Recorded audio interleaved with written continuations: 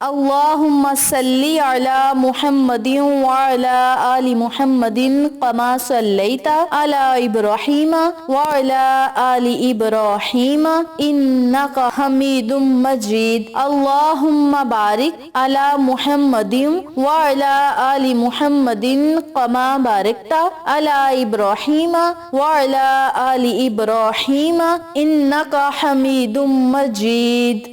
بسم اللہ الرحمن الرحیم۔ اقصی اسلامک ایجوکیشن کے معزز ناظرین و سامعین، السلام علیکم ورحمۃ اللہ وبرکاتہ۔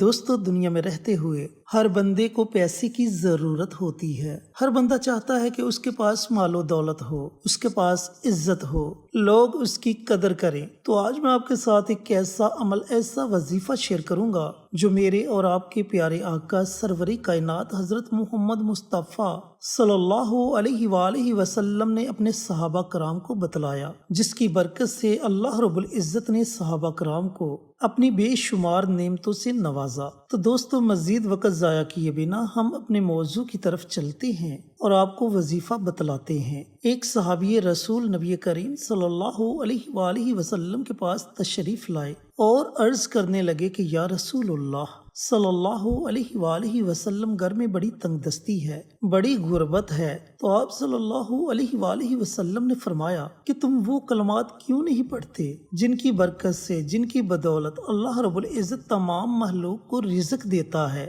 تو وہ صحابی عرض کرنے لگے کہ یا رسول اللہ صلی اللہ علیہ وآلہ وسلم، مجھے جلدی سے وہ کلمات بتلائیے۔ تو آپ صلی اللہ علیہ وآلہ وسلم نے فرمایا سبحان اللہ وبحمدہ، سبحان اللہ العظیم وبحمدہ، استغفر اللہ۔ یہ وہ مبارک کلمات ہیں جن کی بدولت اللہ تعالیٰ اپنی تمام مخلوق کو رزق عطا فرماتا ہے۔ تو ان صحابی نے ان کلمات کو ورد زباں بنا لیا تو اللہ تعالیٰ نے انہیں بے شمار نعمتوں سے، بے شمار دولت سے نواز دیا۔ کچھ دنوں بعد وہ دوبارہ نبی کریم صلی اللہ علیہ وآلہ وسلم کی خدمت میں حاضر ہوا تو آپ صلی اللہ علیہ وآلہ وسلم نے اس کے حالات کے بارے میں پوچھا تو اس نے عرض کیا کہ یا رسول اللہ صلی اللہ علیہ وآلہ وسلم، اللہ تعالیٰ نے مجھے اتنے مال و دولت سے نواز دیا کہ اب گھر میں رکھنے کے لیے جگہ باقی نہیں بچی۔ تو دوستو، بھائیوں اور بہنوں، ان صحابی کا یقین تھا، انہوں نے یقین کے ساتھ اس عمل کو ورد زباں بنا لیا اور اللہ تعالیٰ نے انہیں بے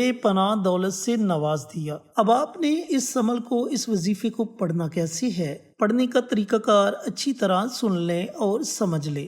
دوستو، ویسے تو آپ نے یہ عمل، یہ وظیفہ نماز فجر کی سنتوں اور فرضوں کے درمیان پڑھنے کا معمول بنا لینا ہے۔ بالفرض اگر آپ کسی وجہ سے یا وقت کی قلت کی وجہ سے نماز فجر کی سنتوں اور فرضوں کے درمیان یہ عمل نہیں کر سکتے تو پھر آپ نماز فجر کے بعد اس عمل کو پڑھ سکتے ہیں۔ طلوع آفتاب سے پہلے پہلے کسی بھی وقت آپ اس عمل کو، اس وظیفے کو پڑھ سکتے ہیں۔ وظیفہ پڑھنا کیسے ہے؟ آپ نے اول آخر کم از کم ایک مرتبہ درود پاک پڑھنا ہے اور درمیان میں آپ نے 100 مرتبہ ان کلمات کو پڑھنا ہے۔ سبحان اللہ وبحمدہ، سبحان اللہ العظیم وبحمدہ، استغفر اللہ۔ ان کلمات کو آپ نے 100 مرتبہ نماز فجر کی سنتوں اور فرضوں کے درمیان پڑھنے کا معمول بنا لینا ہے۔ اگر نماز فجر کی فرضوں اور سنتوں کے درمیان نہ پڑھ سکے تو پھر طلوع آفتاب سے پہلے پہلے کسی بھی وقت آپ یہ عمل، یہ وظیفہ پڑھ سکتے ہیں۔ اس وظیفے کو